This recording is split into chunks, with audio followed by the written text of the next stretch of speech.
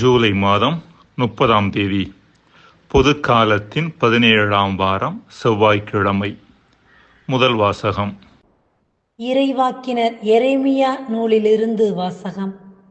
அதிகாரம் 14, இறை வசனங்கள் 17 முதல் 22. ஆண்டவர் எரேமியாவுக்கு கூறியது: நீ அவர்களுக்கு இந்த வாக்கை கூறு. என் கண்கள் இரவு பகலாக கண்ணீர் சொரியட்டும், இடைவிடாது சொரியட்டும். ஏனெனில் என் மக்களாம் கன்னிமகள் நொறுங்குண்டாள், அவளது காயம் மிக பெரிது.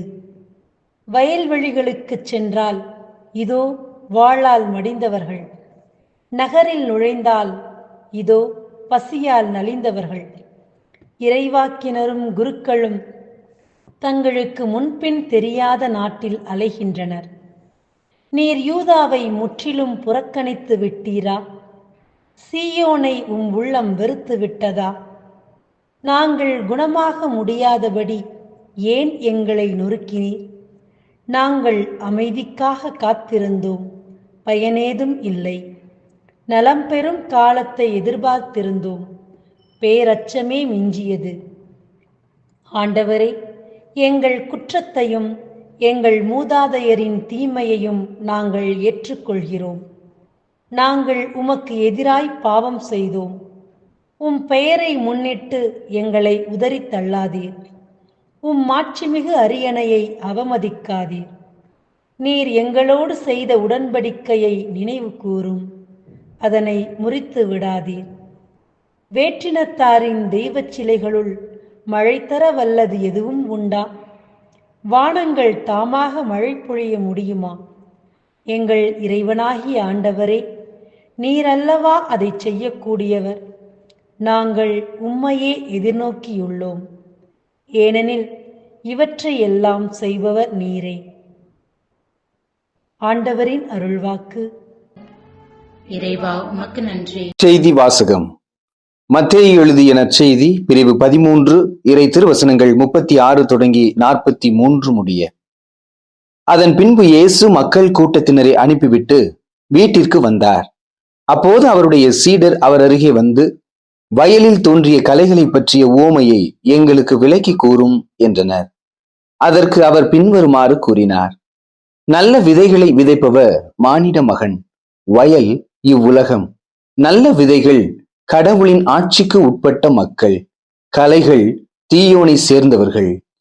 அவற்றை விதைத்த பகைவன் அலகை. அறுவடை உலகின் முடிவு. அறுவடை செய்வோர் வானதூதர். எவ்வாறு களைகளை பறித்து தீக்கு இரையாக்குவார்களோ அவ்வாறே உலக முடிவிலும் நடக்கும். மானிட மகன் தம் வானதூதரை அனுப்புவார். அவர்கள் அவருடைய ஆட்சிக்கு தடையாக உள்ள அனைவரையும் நெறிகெட்டோரையும் ஒன்று சேர்ப்பார்கள். பின் அவர்களை தீச்சூளையில் தள்ளுவார்கள். அங்கே அழுகையும் பற்கடிப்பும் இருக்கும்.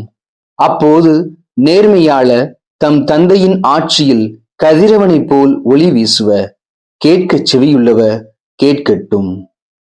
ஆண்டவரின் அருள்வாக்கு. கிறிஸ்துவே, உமக்கு புகழ். பிரியமானவர்களே, ஒரு நபர் காலையில் ஆலயத்திற்கு சென்று கடவுளிடம், இறைவா, என் வாழ்க்கையில் பொறுமை என்பதே இல்லாமல் இருக்கின்றது. எளிதில் பதற்றப்பட்டு கோபப்பட்டு உணர்ச்சி வசப்படுகின்றேன். இதன் காரணமாக என் உறவுகளும் என் உடல் நலமும் பாதிக்கப்படுகின்றன. நான் பொறுமையாக இருப்பதற்கு எனக்கு வரம் தாரும் என்று ஜெபித்தார். பின்பு ஆலயத்திற்கு வெளியே வந்த அவர் அடுத்து வெளியூர் செல்ல வேண்டிய வேலை இருந்ததால் தொடர் வண்டி நிலையத்திற்கு வந்தார். ஒரு நிமிடத்திற்கு முன்புதான் அவர் செல்ல வேண்டிய வண்டி சென்றது என்றும் அடுத்த வண்டிக்கு அவர் இன்னும் 1 மணி நேரம் காத்திருக்க வேண்டும் என்றும் சொல்லப்பட்டது. உடனே அவர் பதற்றத்தோடும் எரிச்சலோடும் மீண்டும் மனதிற்குள் ஜெபிக்க ஆரம்பித்தார். இறைவா, உன் ஆலயத்திற்கு வந்து நான் ஜெபித்ததற்காக நீ தரும் தண்டனையாயுது. வழக்கமாக தாமதமாக வரும் வண்டி இந்த சீக்கிரமே வந்து போய்விட்டதே என்று ஜெபித்தார். இவ்வாறு ஜெபித்தவாறே தொடர்வண்டியின் நடைமேடையில் இங்குமங்கும் பதற்றத்தோடு நடந்தார். சிறிது நேரத்திற்கு பின்புதான் தான் பொறுமையாக இருப்பதற்காக கடவுளிடம் ஜெபித்ததை நினைவு கூர்ந்து கடவுள் அதற்கான வாய்ப்பை கொடுத்ததையும் எண்ணி பார்த்தார். மீதி இருந்த நேரத்தில் எந்த மனச்சலனமும் பதற்றமும் இல்லாமல் பொறுமையோடு இருந்தார். அன்பிற்குரியவர்களே, கடவுள் நமக்கு தேவையான பொறுமை என்கிற நற்குணத்தை வழங்குகிறார் என்பது நமக்கு தெரியும்.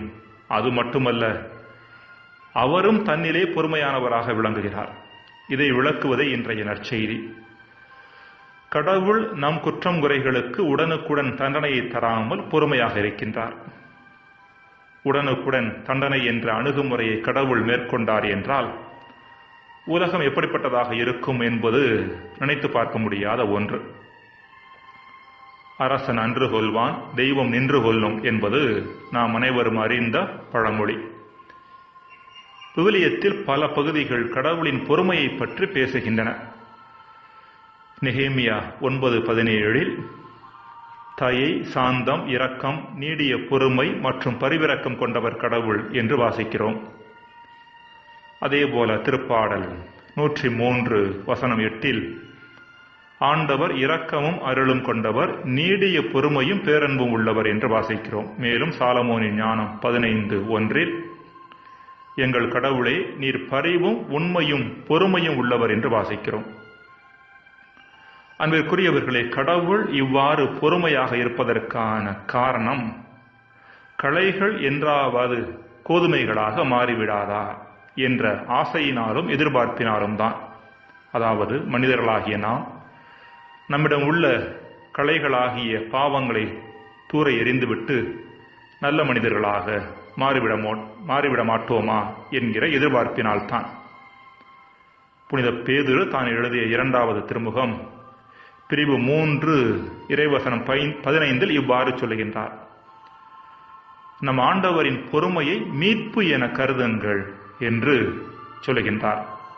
அதாவது ஆண்டவர் பொறுமையோடு இருப்பது நாம் மீட்பை நோக்கி நடப்பதற்கான வாய்ப்பாக இருக்கிறது என்கின்ற முறையில் அதை அணுகுங்கள் என்று சொல்கின்றார்.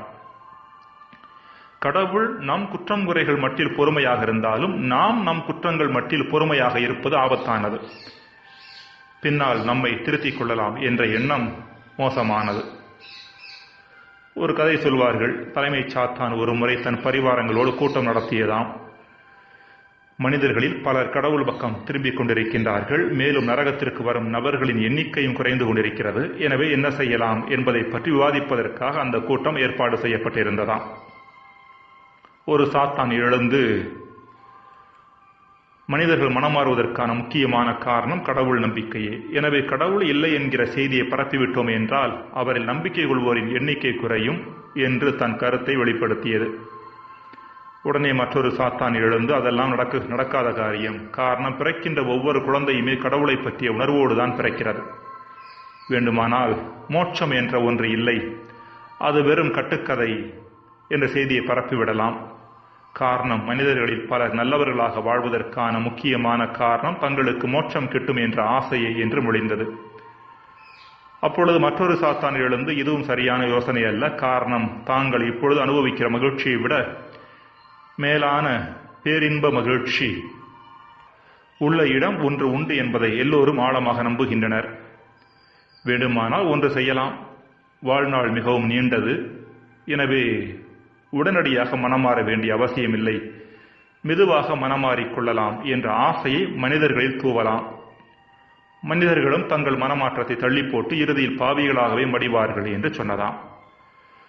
உடனே தலைமைச் சாத்தான் முதற்கொண்டு எல்லா சாத்தான்களுமே இது மிகவும் சிறந்த யோசனை, மெதுவாக மனமாறிக்கொள்ளலாம் என்ற எண்ணம் எல்லாரையும் பாவத்திலே வாழத் தூண்டும் என்று சொன்னார்களாம். தொடர்ந்து பாவத்தில் வாழ்ந்த இஸ்ரேல் மக்களை இறைவன் மக்களே என்னிடம் திரும்பி வாருங்கள் என்று அழைத்தார். ஆனால் இஸ்ரேல் மக்களோ தங்களுடைய பாவ வாழ்விலே நிலைத்திருந்தனர். இது எப்படிப்பட்ட அழிவை கொண்டு வரும் என்பதையும் அந்த அழிவின் காலத்தில் இஸ்ரேல் மக்கள் வாழ்வு எப்படிப்பட்டதாக இருக்கும் என்பதை விளக்குவதே இன்றைய முதல் வாசகம். ஜெபம். இறைவா, எங்கள் குறைகள் மட்டில் நாங்கள் விழிப்போடும் பிறரது குறைகள் மட்டில் பொறுமையோடும் இருக்க வரம் தாரும். ஆமென்.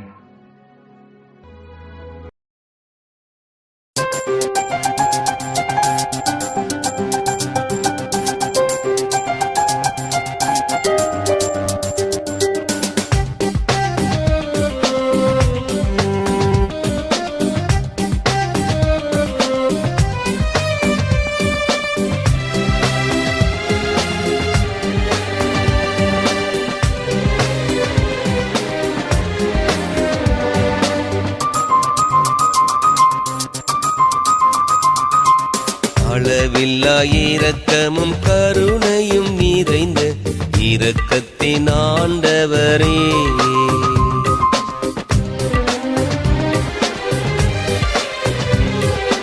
அளவில்லா இரக்கமும் கருணையும் நிறைந்த இரக்கத்தின் ஆண்டவரே, அளவில்லா இரக்கமும் கருணையும் நிறைந்த இரக்கத்தின் ஆண்டவரே, பாவிகள் நாங்கள் பாவம் செய்தோம், எங்களை மன்னித்தருளும். பாவிகள் நாங்கள் பாவம் செய்தோம், எங்களை மன்னித்தருளும். ஓ இரக்கத்தின் ஆண்டவரே, ஓ இரக்கத்தின் ஆண்டவரே, ஓ இரக்கத்தின் ஆண்டவரே, ஓ இரக்கத்தின் ஆண்டவரே. அளவில்லா இரக்கமும் கருணையும் நிறைந்த இரக்கத்தின் ஆண்டவரே.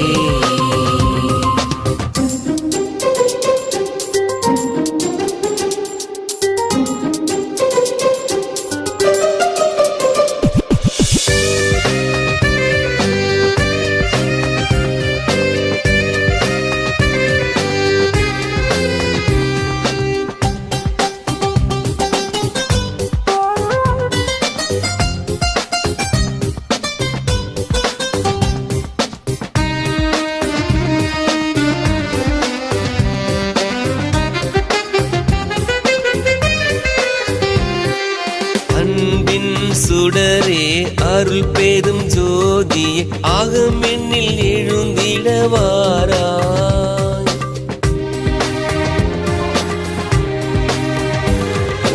அன்பில் சுடரே, அருள் பெரும் ஜோதியே, அகமெல்லில் எழுந்திடவாராய்.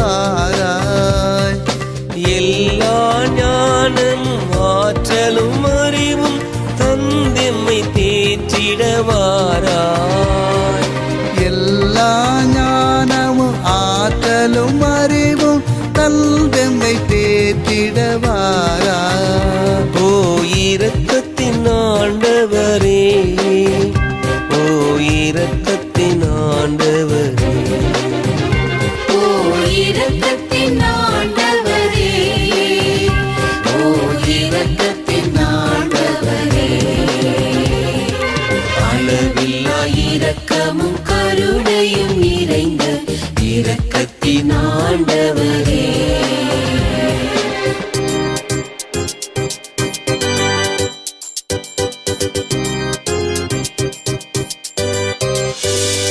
Oh, divine mercy, Father, have mercy on us all.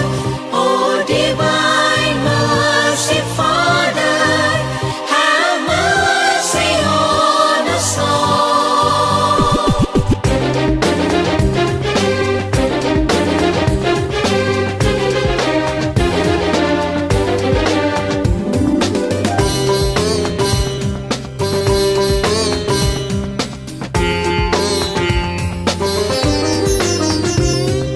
பேரின்ப ஊற்றே, பரிகார பலியாய் பரிவுடன் இறங்கிடவாராய்.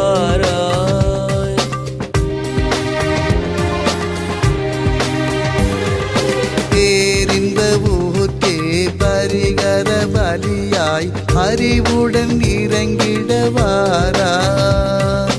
எங்கும் நிறைந்து உமதருள் தந்து எங்களை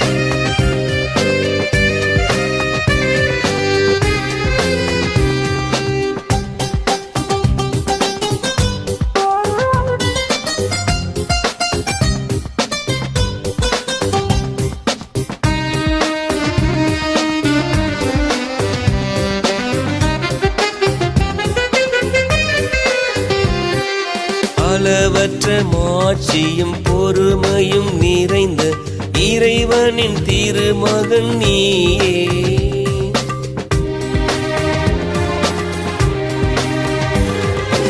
அளவற்ற மாட்சியும் பொறுமையும் நிறைந்த இறைவனின் திருமகன் நீயே.